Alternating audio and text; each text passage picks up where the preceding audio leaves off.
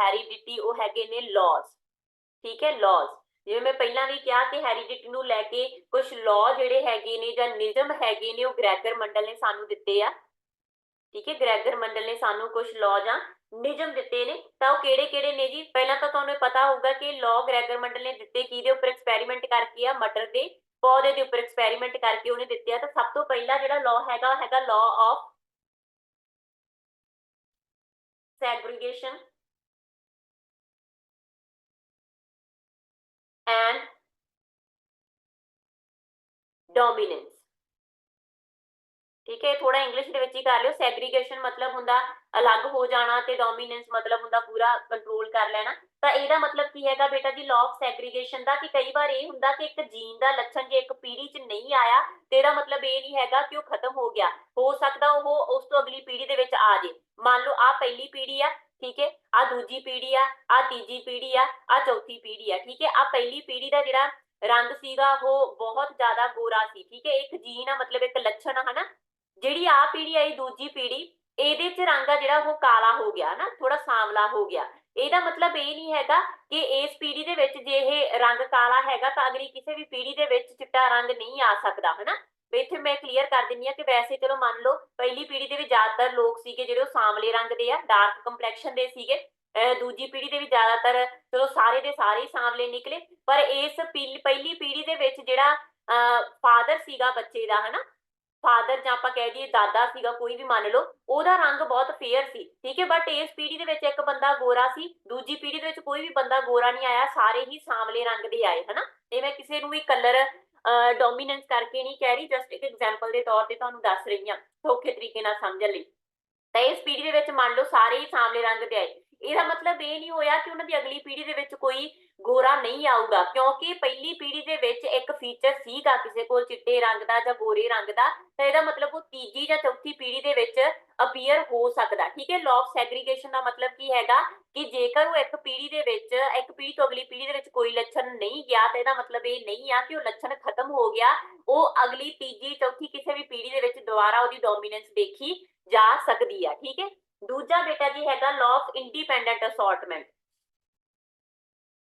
Law of independent assortment, ठीक है। ਇਹਦਾ मतलब ਕੀ ਹੈਗਾ, ਇਸ ਨਿਯਮ ਦਾ ਕੀ मतलब ਆ ਕਿ ਜੀਨ ਜਿਹੜੇ ਲੱਛਣ ਹੈਗੇ ਆ, ਇੱਕ ਜੀਨ ਦਾ ਜਿਹੜਾ ਲੱਛਣ ਆ ਉਹ ਦੂਜੇ ਜੀਨ ਦੇ ਲੱਛਣ ਨੂੰ ਪ੍ਰਭਾਵਿਤ ਨਹੀਂ ਕਰੂਗਾ। ਜਿਵੇਂ ਮੰਨ ਲਓ, ਜਿਵੇਂ ਮੈਂ ਇੱਥੇ ਕਿਹਾ ਕਿ ਇੱਕ ਪਰਿਵਾਰ ਦੇ ਸਾਰੇ ਹੀ ਮੈਂਬਰ ਗੋਰੇ ਆ, ਠੀਕ ਹੈ, ਤੇ ਇਹਦਾ मतलब ਇਹ ਨਹੀਂ ਹੋਊਗਾ ਕਿ ਉਸ ਪਰਿਵਾਰ ਦੇ ਸਾਰੇ ਮੈਂਬਰਾਂ ਦਾ ਕੱਦ ਵੀ ਇੱਕੋ ਜਿਹਾ ਹੋਵੇ, ਹਨਾ। ਜਿਹੜਾ ਗੋਰਾ ਰੰਗ ਹੋਣਾ ਆ ਉਹ ਇੱਕ ਅਲੱਗ ਜੀਨ ਦਾ ਲੱਛਣ ਆ, ਠੀਕ ਹੈ। ਕੱਦ ਆ ਜਿਹੜਾ ਉਹ ਅਲੱਗ ਜੀਨ ਦਾ ਲੱਛਣ ਆ, ਜਿਹੜਾ ਮੋਟਾ ਪਤਲਾ ਹੋਣਾ, ਹਨਾ, ਬੋਡੀ ਸਟਰਕਚਰ ਆ ਉਹ ਅਲੱਗ ਜੀਨ ਦਾ ਲੱਛਣ ਆ। ਤਾਂ ਜੇ ਸਾਰੇ ਪਹਿਲੇ मतलब ਚਾਰ ਮੈਂਬਰ ਨੇ ਇੱਕ ਪਰਿਵਾਰ ਦੇ ਵਿੱਚ, ਹਨਾ, ਤਾਂ ਚਾਰੇ ਗੋਰੇ ਨੇ, ਤਾਂ ਇਹਦਾ मतलब ਇਹ ਨਹੀਂ ਹੈਗਾ ਕਿ ਉਹ ਸਾਰਿਆਂ ਦਾ ਕੱਦ ਵੀ 5 ਫੁੱਟ 6 ਇੰਚ ਹੀ ਹੋਵੇ, ਠੀਕ ਹੈ। ਕਿਸੇ ਦਾ 5 ਫੁੱਟ 6 ਹੋਊਗਾ, ਕੋਈ 4 ਦਾ ਹੀ ਰਹਿ ਗਿਆ ਹੋਣਾ, ਕਿਸੇ ਦਾ ਕਿੰਨਾ ਕੱਦ ਰਹਿ ਗਿਆ ਹੋਣਾ, ਹਨਾ। ਫਿਰ ਉਹ ਪਰਿਵਾਰ ਦੇ ਵਿੱਚੋਂ ਕੋਈ ਮੋਟਾ ਹੋਊਗਾ, ਕੋਈ ਪਤਲਾ ਹੋਊਗਾ। मतलब ਕੀ ਆ ਕਿ ਜਿਹੜੇ ਗੁਣ ਹੈਗੇ ਨੇ, ਜਿਹੜੇ ਜੀਨਸ ਹੈਗੇ ਉਹ ਸਾਰੇ ਇੰਡੀਪੈਂਡੈਂਟ ਨੇ, ਇੱਕ ਜੀਨ ਆ ਜਿਹੜਾ ਉਹ ਦੂਜੇ ਜੀਨ ਤੋਂ ਇੰਡੀਪੈਂਡੈਂਟ ਆ, ਠੀਕ ਹੈ ਜੀ। ਉਸ ਤੋਂ ਬਾਅਦ ਬੇਟਾ ਜੀ ਨੈਕਸਟ ਜਿਹੜੇ ਲਾਅ ਹੈਗੇ ਨੇ ਉਹ ਵੀ ਗ੍ਰੈਗਰ ਮੰਡਲ ਦੇ ਦੁਆਰਾ ਹੀ ਦਿੱਤੇ ਮੰਨੇ ਜਾਂਦੇ ਆ। ਤਾਂ ਉਹਨਾਂ ਦੇ ਵਿੱਚ ਬੇਟਾ ਜੀ ਅਗਲਾ ਜਿਹੜਾ ਸਾਡੇ ਕੋਲ ਹੈ ਕਾਫੀ ਇੰਪੋਰਟੈਂਟ ਮੰਨਿਆ ਜਾਂਦਾ, ਉਹ ਹੈਗਾ ਲਾਈਕ ਬੈਗਡ ਲਾਈਕ, ਠੀਕ ਹੈ, ਜਾਂ ਆਪਾਂ ਕਹਿ ਸਕਦੇ ਹਾਂ principal of similarity, principal of similarity, ਇਹਦੇ ਨਾਮ ਤੋਂ ਹੀ ਕਲੀਅਰ ਆ, ठीक है। समानता, समानता का नियम, ਜਾਂ ਇਹਨੂੰ ਇੱਕ ਹੋਰ ਸ਼ਬਦ ਯੂਜ਼ ਕੀਤਾ ਜਾਂਦਾ ਲਾਈਕ ਬੈਗਡ ਲਾਈਕ, ठीक है। मतलब ਜਿਵੇਂ ਦੇ ਮਾਪੇ ਉਸੇ ਤਰੀਕੇ ਦੇ ਬੱਚੇ, ਸੇਮ, ठीक है। ਜਿਵੇਂ ਦੇ ਮਾਪੇ ਹੋਣਗੇ, ਕਈ ਵਾਰ ਹੁੰਦਾ ਨਾ ਬੱਚੇ ਬਿਲਕੁਲ ਆਪਣੇ ਮਾਪਿਓ ਵਰਗੇ ਹੁੰਦੇ ਆ, ਸਾਰੇ ਲੱਛਣ ਆਪਣੇ ਸ਼ਕਲ ਮੰਨ ਲਓ, ਸ਼ਕਲ ਬਿਲਕੁਲ ਆਪਣੇ ਮਾਪਿਓ ਵਰਗੀ ਹੋਗੀ, ਹੈ ਨਾ, ਤਾਂ ਉਸ ਨੂੰ ਅਸੀਂ ਕਹਿੰਦੇ ਆ ਪ੍ਰਿੰਸੀਪਲ ਆਫ ਸਿਮਿਲੈਰਿਟੀ, ठीक है। बिल्कुल अपने माँ प्यो वर्गे ही जो बच्चे होण। देन बेटा जी अपने कोल आ जाता हैगा प्रिंसीपल ऑफ वेरीएशन, ठीक है, वेरीएशन, ठीक है।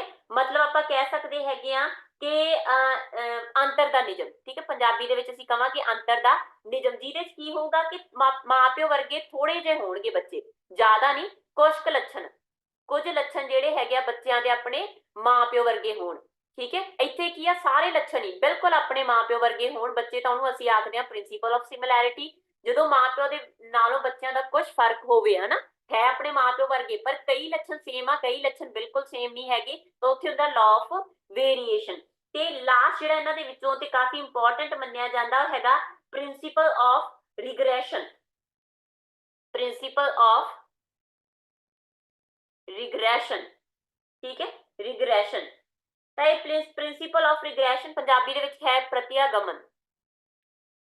ਪ੍ਰਤਿਆਗਮਨ ਇਹਦਾ ਮਤਲਬ ਕੀ ਹੈਗਾ, ਬਿਲਕੁਲ ਹੀ ਉਲਟ, ਕੋਈ ਵੀ ਗੁਣ ਮਾਪਿਓ ਵਰਗਾ ਨਹੀਂ, ਬੱਚਾ ਲੱਗੇ ਹੀ ਨਾ ਕਿ ਆਪਣੇ ਮਾਪਿਓ ਵਰਗਾ, ਠੀਕ ਹੈ, ਬਿਲਕੁਲ ਹੀ ਉਲਟ। ਜਦੋਂ ਬੱਚਿਆਂ ਦਾ ਕੋਈ ਫੀਚਰ ਆਪਣੇ ਮਾਪਿਓ ਦੇ ਨਾਲ ਮੇਲ ਨਹੀਂ ਖਾਂਦਾ ਤਾਂ ਉਹਨੂੰ ਆਖਦੇ ਆ ਪ੍ਰਿੰਸੀਪਲ ਆਫ ਰਿਗਰੈਸ਼ਨ, ਠੀਕ ਹੈ ਜੀ। ਤਾਂ ਇਹ ਪ੍ਰਿੰਸੀਪਲ ਸੀਗੇ ਰਿਲੇਟਡ ਟੂ ਹੈਰੀਡਿਟੀ, ਠੀਕ ਹੈ। ਨੈਕਸਟ ਅਸੀਂ ਬੇਟਾ ਜੀ ਇੱਥੇ ਡਿਸਕਸ ਕਰਾਂਗੇ ਕਿ ਕੁਝ ਥਿਊਰੀਜ਼, ਸਿਰਫ ਮੈਂ ਇੱਥੇ ਨਾਮ ਲਿਖੂੰਗੀ ਜਿਹੜੀਆਂ ਇਹਨਾਂ ਨੂੰ ਲੈ ਕੇ ਦਿੱਤੀਆਂ ਗਈਆਂ ਨੇ, ਸਾਡੇ ਹੈਰੀਡਿਟੀ ਨੂੰ ਲੈ ਕੇ ਕੁਝ ਥਿਊਰੀਜ਼, ਕੁਝ ਜਿਹੜੇ ਸਿਧਾਂਤ ਹੈਗੇ ਨੇ ਉਹ ਪ੍ਰਚਲਿਤ ਆ। ਤਾਂ ਮੈਂ ਤੇ ਸਿਰਫ ਉਹਨਾਂ ਦੇ ਨਾਮ ਤੇ ਉਹ ਕੀ ਨੇ ਦਿੱਤੇ ਆ ਉਹਦੇ ਬਾਰੇ ਦੱਸੂ, ਕਿਉਂਕਿ ਵਿੱਚ ਕੀ ਆ ਉਹ ਪੁੱਛਿਆ ਨਹੀਂ ਜਾਂਦਾ, ਜ਼ਿਆਦਾਤਰ ਇਹ ਪੁੱਛਿਆ ਜਾਂਦਾ ਜੇ ਕੁਐਸਚਨ ਆਇਆ ਵੀ ਆ ਕਦੇ ਤਾਂ ਥਿਊਰੀ ਦਿੱਤੀ ਕਿਹਨੇ ਆ, ਠੀਕ ਹੈ। ਸਭ ਤੋਂ ਪਹਿਲਾਂ ਤਾਂ ਬੇਟਾ ਜੀ ਹੈ ਬਾਇਓਮੈਟਰੀ ਦਾ ਸਿਧਾਂਤ। ਬਾਇਓਮੈਟਰੀ ਦਾ ਸਿਧਾਂਤ,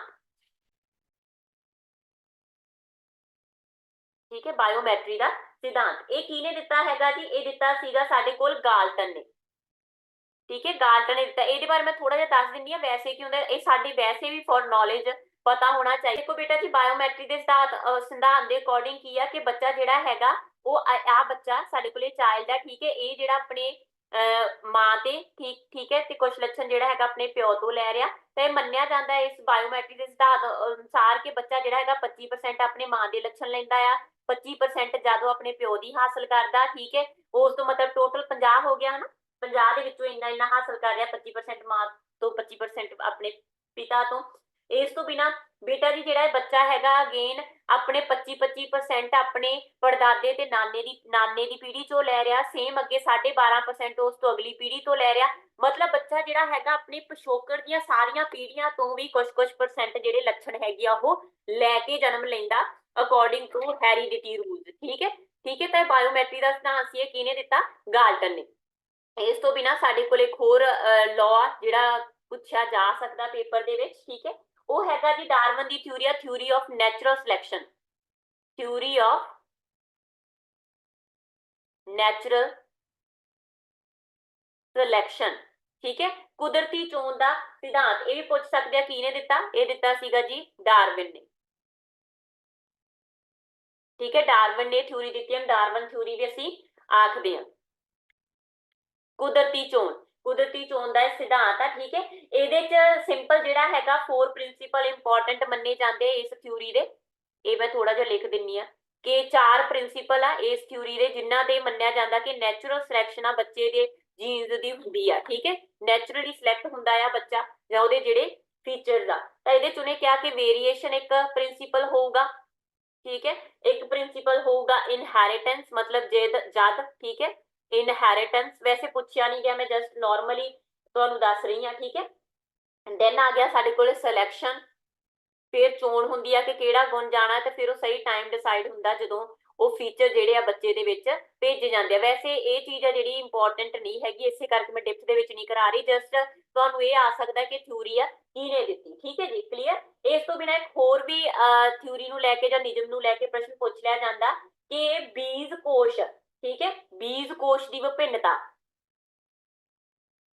ਬੀਜ ਕੋਸ਼ ਦੀ ਵਿਭਿੰਨਤਾ ਦਾ ਨਿਯਮ ਜਾਂ ਇੰਗਲਿਸ਼ ਦੇ ਵਿੱਚ ਕਹਿੰਦੇ ਹੈਗੇ ਨੇ ਜੀ continuity of germ plasma theory, continuity of germ plasma theory, ਠੀਕ ਹੈ, ਕਿਹਨੇ ਦਿੱਤੀ ਹੈ ਜੀ, ਵੀਜ਼ਮੈਨ ਨੇ, ਠੀਕ ਹੈ, ਵੀਜ਼ਮੈਨ ਨੇ। ਤਾਂ ਇਹਨਾਂ ਥਿਊਰੀਜ਼ ਦੇ ਵਿੱਚੋਂ ਥੋੜੇ ਬਹੁਤ ਕੁਐਸਚਨ ਆ ਜਿਹੜੇ ਉਹ ਪੁੱਛੇ ਜਾ ਸਕਦੇ ਆ, ਠੀਕ ਹੈ ਜੀ। ਇਸ ਤੋਂ ਬਿਨਾ ਇੱਕ ਕੁਝ ਹੋਰ ਪੁਆਇੰਟ ਜਿਹੜੇ ਰਿਲੇਟਡ ਟੂ ਹੈਰੀਡਿਟੀ ਮੈਂ ਤੁਹਾਨੂੰ ਕਲੀਅਰ ਕਰਨਾ ਚਾਹੁੰਦੀ ਆ, ਸਿੰਗਲ ਲਾਈਨਰ, ਠੀਕ ਹੈ ਜੀ, ਸਿੰਗਲ ਲਾਈਨਰ ਨੇ। ਤਾਂ ਸਭ ਤੋਂ ਪਹਿਲਾਂ ਤਾਂ ਬੇਟਾ ਜੀ ਟਵਿੰਸ ਨੂੰ ਲੈ ਕੇ ਕਈ ਵਾਰ ਕੁਐਸਚਨ ਪੁੱਛ ਲਿਆ ਜਾਂਦਾ ਕਿਉਂਕਿ ਟਵਿੰਸ ਹੋਣਾ ਜੁੜਵਾ, ਹਨਾ, ਜੁੜਵਾ ਬੱਚੇ ਅਕਸਰ ਸੁਣਦੇ ਹਾਂ ਅਸੀਂ ਕਿ ਹੁੰਦੇ ਨੇ। ਤਾਂ ਟਵਿੰਸ ਵੀ ਬੇਟਾ ਦੋ ਤਰ੍ਹਾਂ ਦੇ ਹੁੰਦੇ ਨੇ, ਇੱਕ ਹੁੰਦੇ ਆ ਆਇਡੈਂਟੀਕਲ ਟਵਿੰਸ, ਠੀਕ ਹੈ, ਆਇਡੈਂਟੀਕਲ ਟਵਿੰਸ।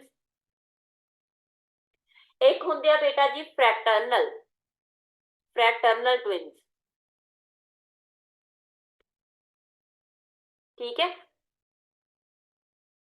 ਤਾਂ ਦੇਖੋ ਜਿਹੜੇ ਆਇਡੈਂਟੀਕਲ ਟਵਿੰਸ ਕਿਹੜੇ ਹੋਣਗੇ, ਜਿਹੜੇ ਬਿਲਕੁਲ ਹੀ ਇੱਕੋ ਜਿਹੇ ਹੋਣ, ਬਿਲਕੁਲ ਸੇਮ, ਠੀਕ ਹੈ। ਤੁਸੀਂ ਦੇਖਾ ਨਾ ਜੋ ਦੋ ਜੁੜਵਾ ਬੱਚੇ ਕਈ ਵਾਰ ਇੱਕ ਨੂੰ ਲੁਕੋ ਲਓ ਇੱਕ ਨੂੰ ਕੱਢ ਲਓ, ਸੇਮ ਹੀ ਹੁੰਦੇ ਆ, ਬਿਲਕੁਲ ਸੇਮ, ਇੱਕੋ ਜਿਹੇ ਹੋਣ, ਸਮਾਨ ਹੋਣ, ਤਾਂ ਉਹਨਾਂ ਨੂੰ ਕੀ ਆਖਦੇ ਆ ਜੀ ਅਸੀਂ, ਆਇਡੈਂਟੀਕਲ ਟਵਿੰਸ। ਉਹਨਾਂ ਦੀਆਂ ਅੱਖਾਂ, ਕੰਨ, ਹਰ ਇੱਕ ਫੀਚਰ ਆ ਜਿਹੜੇ ਸੇਮ ਹੁੰਦੇ ਹੋਣਗੇ, ਠੀਕ ਹੈ, ਕਿਉਂਕਿ ਮੋਨੋਜਾਈਟਿਕ ਹੁੰਦੇ ਆ, ਠੀਕ ਹੈ, ਮੋਨੋਜਾਈਗੋਟਿਕ। ਜਾਇਗੋਟ ਤੁਹਾਨੂੰ ਮੈਂ ਦੱਸਿਆ ਸੀ ਨਾ, ਜਾਇਗੋਟ ਕੀ ਹੈਗਾ, ਫਰਟਾਈਲ ਐਗ। ਤਾਂ ਇਹਨਾਂ ਦਾ ਕੀ ਮਤਲਬ ਆ ਕਿ ਮੋਨੋਜਾਇਗੋਟ ਕੀ ਆ, ਇੱਕ ਹੀ ਐਗ ਸੀਗਾ, ਇੱਕ ਹੀ ਫਰਟਾਈਲਡ ਐਗ ਸੀ, ਉਹ ਅੱਗੇ ਜਾ ਕੇ ਦੋ ਹਿੱਸਿਆਂ ਦੇ ਵਿੱਚ ਟੁੱਟ ਗਿਆ ਤੇ ਉਹਨਾਂ ਤੋਂ ਦੋ ਬੱਚੇ ਪੈਦਾ ਹੋ ਗਏ। ਐਗ ਕੀ ਸੀਗਾ, ਇੱਕ ਹੀ ਜਾਇਗੋਟ, ਠੀਕ ਹੈ, ਤਾਂ ਇਹਨੂੰ ਕਹਿੰਦੇ ਆ ਮੋਨੋਜਾਇਗੋਟਿਕ।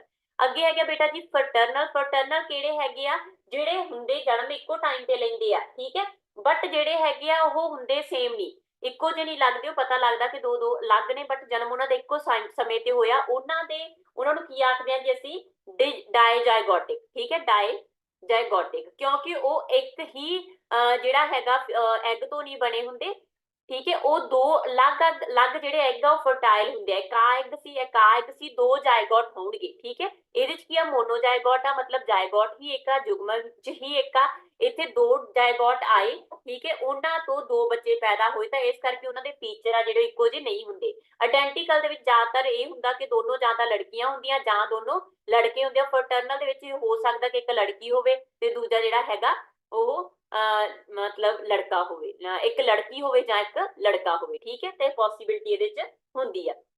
ਦੈਨ ਨੈਕਸਟ ਜਿਹੜਾ ਤੁਸੀਂ ਧਿਆਨ ਦੇ ਵਿੱਚ ਰੱਖਣਾ ਹੈਗਾ, ਕਈ ਵਾਰੀ ਪੁੱਛ ਲਿਆ ਜਾਂਦਾ ਕਿ ਜਿਹੜੇ ਐਕਸਟਰਨਲ ਅਪੀਅਰੈਂਸ ਹੈਗੀ ਆ ਇੱਕ ਆਰਗੇਨਿਜ਼ਮ ਦੀ, ਉਹਨੂੰ ਕੀ ਆਖਦੇ ਆ, ਤੇ ਇੱਕ ਟਰਮ ਯੂਜ਼ ਕੀਤੀ ਜਾਂਦੀ ਹੈ ਬੇਟਾ ਜੀ ਫੈਨੋਟਾਈਪ, ਠੀਕ ਹੈ, ਫੈਨੋਟਾਈਪ। ਤਾਂ ਫੈਨੋਟਾਈਪ ਦਾ ਮਤਲਬ ਕੀ ਹੈਗਾ, ਜੀਵ ਦਾ ਬਾਹਰੀ ਰੂਪ। ਤਾਂ ਜੀਵ ਦਾ ਜਿਹੜਾ ਬਾਹਰੀ ਰੂਪ ਹੈਗਾ, ਬੇਸ਼ੱਕ ਉਹਨੇ ਫੀਚਰ ਹੈਰੀਡਿਟੀ ਤੋਂ ਲਏ, ਪਰ ਦੇਖਣ ਦੇ ਵਿੱਚ ਤਾਂ ਉਹ ਬਾਹਰੋਂ ਨੇ ਨਾ, ਅੱਖਾਂ, ਰੰਗ, ਕੰਨ, ਜਿਹੜੇ ਮੈਂ ਕਿਹਾ ਸੀ ਕਿ 22 ਕ੍ਰੋਮੋਸੋਮ ਪ੍ਰਭਾਵਿਤ ਕਰਦੇ ਆ ਨਾ, ਤਾਂ ਜਿਹੜੇ ਬਾਹਰੀ ਗੁਣ ਹੈਗੇ ਨੇ ਇੱਕ ਬੰਦੇ ਦੇ, ਜਾਂ ਬਾਹਰੀ ਜਿਹੜਾ ਰੂਪ ਹੈਗਾ, ਐਕਸਟਰਨਲ ਅਪੀਅਰੈਂਸ ਆ, ਉਹਨੂੰ ਅਸੀਂ ਆਖਦੇ ਆ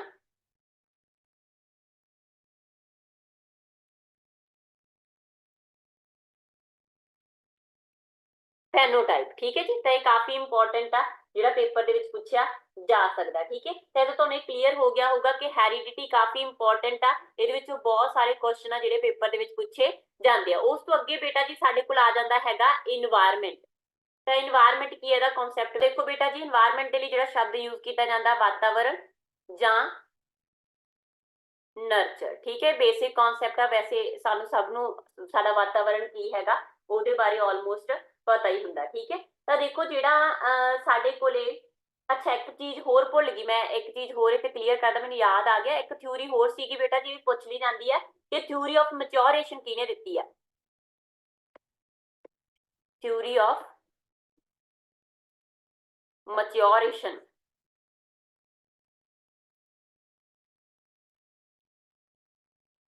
ਪਰਿਪੱਕਤਾ ਦਾ ਸਿਧਾਂਤ, ਠੀਕ ਹੈ, ਇਹ ਦਿੱਤਾ ਸੀ ਜੀ ਗੈਸਲ ਨੇ, ਠੀਕ ਹੈ, ਗੈਸਲ। ਤਾਂ ਦੇਖੋ ਜੀ ਸਾਡੇ ਕੋਲ ਵਾਤਾਵਰਣ ਨੂੰ ਲੈ ਕੇ ਆ, ਤਾਂ ਵਾਤਾਵਰਣ ਬੇਟਾ ਜੀ ਸ਼ਬਦ ਸਾਨੂੰ ਸਭ ਨੂੰ ਪਤਾ ਕਿ ਕਾਫੀ ਇੰਪੋਰਟੈਂਟ ਸ਼ਬਦ ਆ। ਇਨਵਾਰਨਰ ਸ਼ਬਦ ਤੋਂ ਇਹਦੀ ਉਤਪਤੀ ਹੋਈ ਆ, ਠੀਕ ਹੈ। ਇਨਵਾਰਨਰ ਦਾ ਮਤਲਬ ਕੀ ਹੈਗਾ, ਸਾਡਾ ਆਲਾ ਦੁਆਲਾ, ਠੀਕ ਹੈ, ਆਲਾ ਦੁਆਲਾ। ਬੇਸਿਕਲੀ ਜਿਹੜਾ ਸਾਡਾ ਵਾਤਾਵਰਣ ਹੈਗਾ ਉਹਨੂੰ ਅਸੀਂ ਦੋ ਹਿੱਸਿਆਂ ਦੇ ਵਿੱਚ ਡਿਵਾਈਡ ਕਰ ਦਿੰਨੇ ਹੈਗੇ ਆ, ਠੀਕ ਹੈ, ਡਿਵਾਈਡ ਕਰ ਦਿੰਨੇ ਆ। ਇੱਕ ਸਾਡੇ ਕੋਲ ਆ ਜਾਂਦਾ ਹੈਗਾ ਇੰਟਰਨਲ ਇਨਵਾਇਰਨਮੈਂਟ, ਠੀਕ ਹੈ, ਇੰਟਰਨਲ ਇਨਵਾਇਰਨਮੈਂਟ, ਠੀਕ ਹੈ।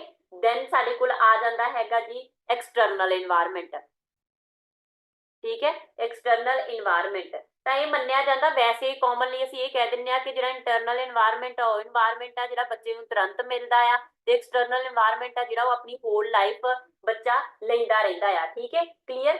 ਤਾਂ ਸਿੰਪਲ ਕਈ ਵਾਰੀ ਇਹ ਵੀ ਕੰਸੀਡਰ ਕਰ ਦਿੱਤਾ ਜਾਂਦਾ ਕਿ ਜਿਹੜਾ ਇੰਟਰਨਲ ਇਨਵਾਇਰਨਮੈਂਟ ਆ ਉਹ ਮਦਰ ਦੇ ਪੇਟ ਦਾ ਇਨਵਾਇਰਨਮੈਂਟ ਆ, ਜਾਂ ਪ੍ਰੀਨੇਟਲ ਇਨਵਾਇਰਨਮੈਂਟ ਆ, ਜਿਹੜਾ ਬੱਚਾ ਜਨਮ ਤੋਂ ਪਹਿਲਾਂ ਆਪਣੇ ਮਦਰ ਦੇ ਪੇਟ ਦੇ ਵਿੱਚ ਹਾਸਲ ਕਰਦਾ। ਤੁਸੀਂ ਸੁਣਿਆ ਹੋਣਾ ਕਿ ਆਪਾਂ ਇਹ ਆਖਦੇ ਆ ਕਿ ਇੱਕ ਬੱਚੇ ਦੇ ਉੱਪਰ ਮਾਂ ਕੀ ਸੁਣ ਰਹੀ ਆ, ਮਾਂ ਕੀ ਪੜ੍ਹ ਰਹੀ ਹੈਗੀ, ਉਹਦਾ ਅਸਰ ਹੁੰਦਾ ਆ ਹਨਾ। ਤਾਂ ਇੰਟਰਨਲ ਇਨਵਾਇਰਮੈਂਟ ਅਸੀਂ ਇਹ ਆਖਦੇ ਹਾਂ ਕਿ ਜਿਹੜਾ ਇਨਵਾਇਰਮੈਂਟ ਬੱਚੇ ਨੇ ਆਪਣੇ ਮਾਂ ਦੇ ਪੇਟ ਦੇ ਵਿੱਚ 9 ਮਹੀਨੇ ਹਾਸਲ ਕੀਤਾ ਹਨਾ, ਜਿਹਦਾ ਅਸਰ ਹੈ ਉਹ ਬਾਹਰੀ ਹੋਈ, ਬਟ ਉਹਦਾ ਅਸਰ ਜਿਹੜਾ ਹੈਗਾ ਬੱਚੇ ਦੇ ਉੱਪਰ ਪਿਆ, ਅਦਰ ਦੀਆਂ ਐਕਟੀਵਿਟੀਜ਼ ਦਾ ਅਸਰ ਬੱਚੇ ਦੇ ਉੱਪਰ ਪੈ ਰਿਹਾ, ਤਾਂ ਇੰਟਰਨਲ ਇਨਵਾਇਰਮੈਂਟ ਆ। ਤੇ ਜਦੋਂ ਉਹਦਾ ਜਨਮ ਹੋ ਗਿਆ ਉਦੋਂ ਜੋ ਉਹਨੂੰ ਹਾਸਲ ਹੁੰਦਾ ਉਹ ਹੈਗਾ ਇਨਵਾਇਰਮੈਂਟ। ਇਹ ਚਲੋ ਇੱਕ ਨਾਰਮਲ ਡਿਸਟ੍ਰੀਬਿਊਸ਼ਨ ਆ ਜਿਹੜੀ ਦੀ ਕੀਤੀ ਗਈ ਹੈ। ਨਾਰਮਲ ਜੇ ਅਸੀਂ ਆਖੀਏ ਕਿ ਇਨਵਾਇਰਮੈਂਟ ਕੀ ਹੈਗਾ ਹਨਾ, ਇਨਵਾਇਰਮੈਂਟ ਕੀ ਆ, ਤਾਂ ਅਸੀਂ ਕੀ ਆਖਾਂਗੇ ਜੀ ਕਿ ਵਾਤਾਵਰਣ ਉਹ ਬਾਹਰੀ ਸ਼ਕਤੀ ਆ ਜੋ ਸਾਨੂੰ ਪ੍ਰਭਾਵਿਤ ਕਰਦੀ ਆ। ਠੀਕ ਹੈ, ਵਾਤਾਵਰਣ ਕੀ ਆ, ਉਹ ਬਾਹਰੀ ਸ਼ਕਤੀ ਹੈ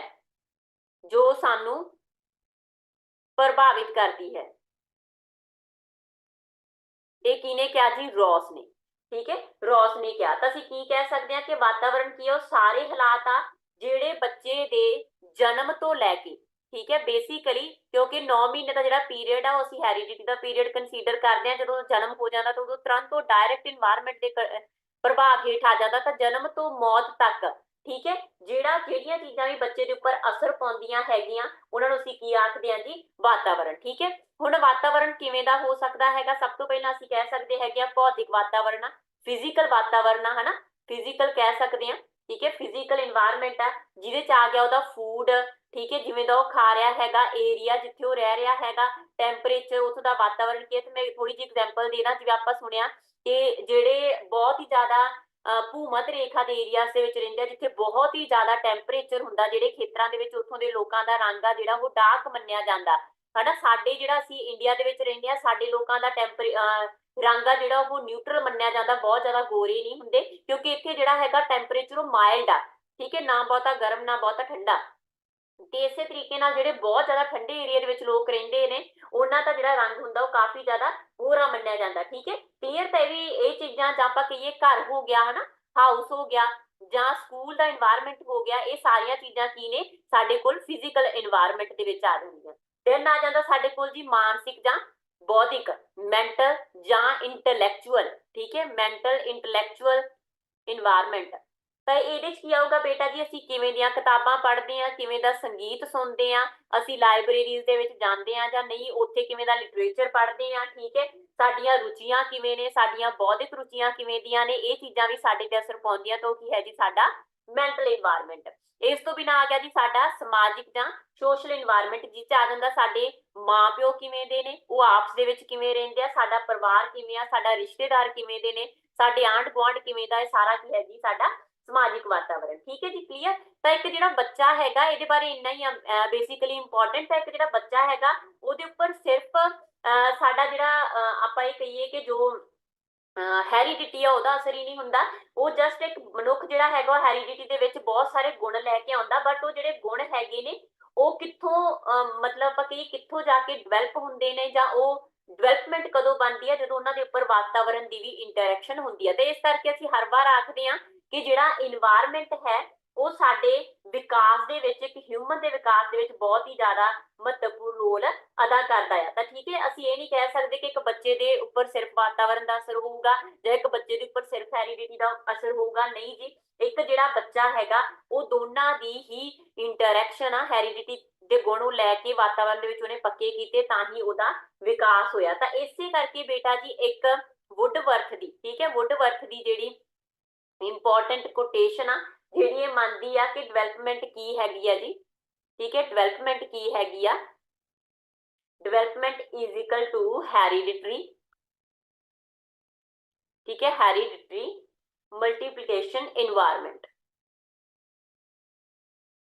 इन्वायरमेंट। ठीक है, तो D is equal to H multiply E. ठीक है, मतलब की है कि एक ਜਿਹੜਾ ਬੱਚਾ ਹੈਗਾ ਉਹ ਸਿਰਫ ਹੈਰੀਡਿਟੀ ਜਾਂ এনवायरमेंट ਕਰਕੇ ਨਹੀਂ ਆ। ਇਹਨੇ ਕੀ ਆਖਿਆ ਕਿ ਜਿਹੜਾ ਇੱਕ ਬਾਲਕ ਹੈਗਾ ਵੁੱਡਵਰਥ ਦੇ ਅਕੋਰਡਿੰਗ ਬਾਲਕ ਦਾ ਵਿਕਾਸ ਅਨੁਵੰਸ਼ਿਕਤਾ ਅਤੇ ਵਾਤਾਵਰਣ ਦੋਨਾਂ ਦਾ ਗੁਣਨਫਲ ਆ, ਮਤਲਬ ਦੋਨਾਂ ਦੇ ਹੋਣ ਕਰਕੇ ਹੀ ਇੱਕ ਬੱਚਾ ਜੋ ਹੈ ਉਹ ਵਿਕਾਸ ਕਰਦਾ ਹਨਾ। ਬਟ ਇੱਥੇ ਨਾ ਮੈਂ ਇੱਕ ਚੀਜ਼ ਹੋਰ ਸਕਿਪ ਹੋ ਗਈ ਮੇਰੇ ਤੋਂ, ਜਿਹਦੇ ਚੋਂ ਕੁਐਸਚਨ ਅਕਸਰ ਪੁੱਛਿਆ ਜਾਂਦਾ, ਮੈਨੂੰ ਯਾਦ ਆਇਆ ਕਿ এনवायरमेंट ਮੈਂ ਤੁਹਾਨੂੰ ਜਦੋਂ ਕਰਾ ਰਹੀ ਸੀ ਨਾ ਉਹਦੇ ਚ ਇੱਕ ਚੀਜ਼ ਪੁੱਛੀ ਜਾਂਦੀ ਆ ਕਿ ਇੱਕ ਬੱਚਾ ਜਿਹੜਾ ਹੈਗਾ ਇਹ ਕੋਰੀ ਸਲੇਟ ਆ ਹਨਾ, ਇਹ ਕਿਹਨੇ ਕਿਹਾ, ਤੇ ਧਿਆਨ ਦੇ ਵਿੱਚ ਰੱਖਿਓ ਜੋਹਨ ਲੌਕ। ਜੌਨ ਲੌਕ, ਕਿਉਂਕਿ ਦੇਖੋ ਕਈ ਬੰਦੇ ਐਵੇਂ ਦੇ ਆ ਜਿਹੜੇ ਮੰਨਦੇ ਆ ਕਿ ਸਿਰਫ ਹੈਰੀਡਿਟੀ ਦਾ ਬੱਚੇ ਦੇ ਉੱਪਰ ਅਸਰ ਹੁੰਦਾ, ਕਈ ਬੰਦੇ ਐਵੇਂ ਦੇ ਨੇ ਜਿਹੜੇ ਮੰਨਦੇ ਆ ਕਿ ਬੱਚਾ ਸਿਰਫ এনवायरमेंट ਜੋ ਵੀ ਬਣਾਉਣਾ ਉਹਨੂੰ ਵਾਤਾਵਰਨ ਨੇ ਬਣਾਉਣਾ। ਤਾਂ ਉਹਨਾਂ ਦੇ ਵਿੱਚੋਂ ਇੱਕ ਬੰਦਾ ਸੀਗਾ ਜੌਨ ਲੌਕ, ਜਿਹਨੇ ਇਹ ਕਿਹਾ ਕਿ ਜਦੋਂ ਇੱਕ ਬੱਚੇ ਦਾ ਜਨਮ ਹੁੰਦਾ ਨਾ ਤਾਂ ਉਹਦਾ ਮਾਈਂਡ ਬਿਲਕੁਲ ਖਾਲੀ ਹੁੰਦਾ। ਠੀਕ ਹੈ, ਜੌਨ ਲੌਕ ਨੇ ਕੀ ਕਿਹਾ ਕਿ ਇੱਕ ਬੱਚਾ ਬਲੈਂਕ ਮਾਈਂਡ ਮਤਲਬ ਖਾਲੀ ਦਿਮਾਗ ਦੇ ਨਾਲ ਜਨਮ ਲੈਂਦਾ ਹੈਗਾ, ਜਾਂ ਆਪਾਂ ਕਹਿ ਸਕਦੇ ਹੈਗੇ ਆ ਕਿ ਬੱਚਾ ਇੱਕ ਕੋਰੀ ਸਲੇਟ ਹੁੰਦਾ ਆ, ਉਹਦਾ ਮਨ ਆ ਜਿਹੜਾ ਇੱਕ ਕੋਰੀ ਸਲੇਟ ਹੁੰਦਾ, ਉਹਦੇ ਉੱਪਰ ਜੋ ਵੀ ਲਿਖਣਾ ਹੈਗਾ, ਠੀਕ ਹੈ, ਬਲੈਂਕ ਸਲੇਟ, ਠੀਕ ਹੈ, ਸਲੇਟ ਆ ਜਿਹਦੇ ਉੱਪਰ ਜੋ ਵੀ ਲਿਖਣਾ ਹੈਗਾ ਉਹ ਕਿਹਨੇ ਲਿਖਣਾ ਹੈਗਾ, ਅਸੀਂ, ਸਾਡੇ ਵਾਤਾਵਰਣ ਨੇ, ਸਾਡੇ ਆਲੇ ਦੁਆਲੇ ਨੇ। ਠੀਕ ਹੈ, ਤਾਂ ਉਹਦੇ ਲਈ ਜਿਹੜਾ ਇਹ ਸ਼ਬਦ ਉਹਨੇ ਪ੍ਰੋਪਰ ਜੌਨ ਲੌਕ ਨੇ ਯੂਜ਼ ਕੀਤਾ ਜੀ, ਇਹ ਪੇਪਰ ਦੇ ਵਿੱਚ ਪੁੱਛਿਆ ਜਾ ਚੁੱਕਿਆ। ਸ਼ਬਦ ਜਿਹੜਾ ਉਹਨੇ ਇਹਦੇ ਲਈ ਕੋਰੀ ਸਲੇਟ ਦੇ ਤੌਰ ਤੇ ਯੂਜ਼ ਕੀਤਾ ਉਹ ਕੀ ਹੈਗਾ ਜੀ, ਤਬੂਲਾ ਰਾਸਾ। ਤਾਂ ਪੁੱਛਿਆ ਜਾਂਦਾ ਤਬੂਲਾ ਰਾਸਾ ਸ਼ਬਦ ਕਿਹਨੇ ਯੂਜ਼ ਕੀਤਾ, ਜੌਨ ਲੌਕ ਨੇ ਯੂਜ਼ ਕੀਤਾ। ਤੇ ਡਿਨੋਟ ਕਿਹਨੂੰ ਕਰਦਾ ਹੈਗਾ ਕਿ ਬੱਚਾ ਕੀ ਆ, ਉਹਦਾ ਮਨ ਕੀ ਆ, ਇੱਕ ਕੋਰਾ ਕਾਗਜ਼ ਆ, ਇੱਕ ਕੋਰੀ ਸਲੇਟ ਆ, ਤੁਸੀਂ ਉਹਦੇ ਉੱਪਰ ਜੋ ਵੀ ਚਾਹੋ ਲਿਖ ਸਕਦੇ ਹੋ। ਠੀਕ ਹੈ, ਲਿਖ ਸਕਦੇ ਹੋ। ਕਲੀਅਰ, ਤਾਂ ਇਹ ਕਾਫੀ ਇੰਪੋਰਟੈਂਟ ਆ, ਇਹਨਾਂ ਚੀਜ਼ਾਂ ਨੂੰ ਧਿਆਨ ਦੇ ਵਿੱਚ ਰੱਖਿਓ। ਹੋਪ ਮੈਂ ਇਹ ਸਾਰੀ ਸੈਸ਼ਨ ਤੁਹਾਡੇ ਲਈ ਕਾਫੀ ਹੈਲਪਫੁਲ ਸਿੱਧ ਹੋਏ ਹੋਣਗੇ। ਤਾਂ ਮੈਂ ਉਮੀਦ ਕਰਦੀ ਹਾਂ ਤੁਹਾਨੂੰ ਇਹ ਪ੍ਰੋਪਰ ਕਲੀਅਰ ਹੋ ਗਿਆ ਹੋਊਗਾ। ਬੇਟਾ ਜੀ ਤੁਹਾਨੂੰ ਇਸ ਲਾਈਨ ਦੇ ਵਿੱਚੋਂ ਹੀ ਇੱਕ ਕੁਐਸਚਨ ਪੇਪਰ ਦੇ ਵਿੱਚ ਮਿਲਣਾ ਹੀ ਮਿਲਣਾ, ਬਸ ਉਹ ਤੇ ਤੁਹਾਡਾ ਆਂਸਰ ਵੀ ਇਹੀ ਹੋਣਾ, interaction between heredity and environment. ਠੀਕ ਹੈ, interaction between heredity and environment. ਤਾਂ ਕਈ ਵਾਰ ਪੁੱਛ ਦਿੰਦੇ ਨੇ ਵਾਤਾਵਰਣ ਜਾਂ ਕੋਈ ਵੀ ਫੀਚਰ ਲਿਖ ਦੇਣਗੇ ਕਿ ਇਹ ਫੀਚਰ ਬੱਚੇ ਨੇ ਕਿੱਥੋਂ ਹਾਸਲ ਕੀਤਾ, ਉਹਦੇ ਉੱਪਰ ਕਿਹਦਾ ਜ਼ਿਆਦਾ ਅਸਰ ਹੁੰਦਾ, ਹੈਰੀਡਿਟੀ, এনवायरमेंट, ਜਾਂ ਦੋਵੇਂ। ਤਾਂ ਤੁਹਾਡਾ ਆਂਸਰ ਉੱਥੇ ਹੋਣਾ ਦੋਵੇਂ, ਜਾਂ ਹੋਊਗਾ ਅੰਤਰ ਕਿਰਿਆ ਵਿਚਕਾਰ ਕਿਹਦੇ ਹੈਰੀਡਿਟੀ ਤੇ ਵਾਤਾਵਰਣ ਦੇ। ਠੀਕ ਹੈ, ਇਹਦੇ ਪ੍ਰਸ਼ਨ ਆਪਾਂ ਡਿਸਕਸ ਕਰਾਂਗੇ, ਤੁਹਾਨੂੰ ਸਾਰੇ ਕਲੀਅਰ ਹੋ ਜਾਣਗੇ। ਇੱਥੇ ਜਸਟ ਮੈਂ ਤੁਹਾਨੂੰ ਗੋ ਥਰੂ ਕਰਦੀ ਹਾਂ। ਤਾਂ ਹੋਪ ਤੁਹਾਡੇ ਲਈ ਸਾਰੇ ਸੈਸ਼ਨ ਇੰਪੋਰਟੈਂਟ ਹੋਣਗੇ, ਹੈਲਪਫੁਲ ਹੋਣਗੇ। ਅਗਰ ਕਿਸੇ ਵੀ ਤਰ੍ਹਾਂ ਦੀ ਡਾਊਟ ਹੁੰਦੀ ਹੈ ਤਾਂ ਤੁਸੀਂ ਅਕੈਡਮੀ ਦਾ ਜੋ ਕੰਟੈਕਟ ਨੰਬਰ ਤੁਹਾਡੇ ਉੱਪਰ ਹੈ ਉਹਦੇ ਉੱਪਰ ਆਪਣਾ ਮੈਸੇਜ ਡ੍ਰੌਪ ਕਰਕੇ ਆਪਣੀ ਕੁਐਰੀ ਲੈ ਸਕਦੇ ਹੋ। ਤੇ ਇਹਨੂੰ ਲੈ ਕੇ ਕਾਫੀ ਸਾਰੇ ਡਿਸਆਰਡਰ, ਹੈਰੀਡਿਟੀ ਨੂੰ ਖਾਸ ਕਰਕੇ ਮੈਂ ਕਾਫੀ ਡਿਸਆਰਡਰ ਤੁਹਾਨੂੰ ਕਰਵਾਏ ਹੋਏ ਨੇ। ਉਹ ਡਿਸਆਰਡਰ ਜਿਹੜਾ ਹੈਗੇ ਤੁਹਾਡੇ ਮੇਨ ਬੈਚ ਦੇ ਵਿੱਚ ਪਏ ਹੋਏ ਨੇ, ਤੁਸੀਂ ਉੱਥੇ ਜਾ ਕੇ ਜ਼ਰੂਰ ਕਲੀਅਰ ਕਰੋ। ਜਿਵੇਂ ਕਲੀਨੇ ਫਿਲਟਰ ਬਾਰੇ ਕੁਐਸਚਨ ਅੱਜ ਤੱਕ ਪੁੱਛਿਆ ਜਾ ਚੁੱਕਿਆ ਹੈ ਨਾ, ਜਿਹੜਾ ਫੀਟਲ ਐਲਕੋਹਲ ਸਿੰਡਰੋਮ ਆ ਐਫਪੀਐਸ, ਉਹਦੇ ਬਾਰੇ ਕੁਐਸਚਨ ਪੁੱਛਿਆ ਜਾ ਚੁੱਕਿਆ। ਠੀਕ ਹੈ, ਬਹੁਤ ਸਾਰੇ ਜਿਹੜੇ ਕੁਐਸਚਨ ਆ ਡਾਊਨ ਸਿੰਡਰੋਮ ਨੂੰ ਲੈ ਕੇ, ਰੈਟ ਸਿੰਡਰੋਮ ਨੂੰ ਲੈ ਕੇ ਹਨਾ ਪੁੱਛੇ ਜਾ ਚੁੱਕੇ, ਉਹ ਸਾਰੇ ਮੈਂ ਤੁਹਾਨੂੰ ਇੱਕ ਸੈਸ਼ਨ ਦੇ ਵਿੱਚ ਕਰਾਏ ਹੋਏ ਨੇ। ਤਾਂ ਉਸ ਕਲਾਸ ਨੂੰ ਜਿਹੜਾ ਹੈ ਜ਼ਰੂਰ ਦੇਖੋ। ਹੋਪ ਇਹ ਸਾਰੇ ਸੈਸ਼ਨ ਤੁਹਾਡੇ ਲਈ ਹੈਲਪਫੁਲ ਹੋਣਗੇ। Thank you so much.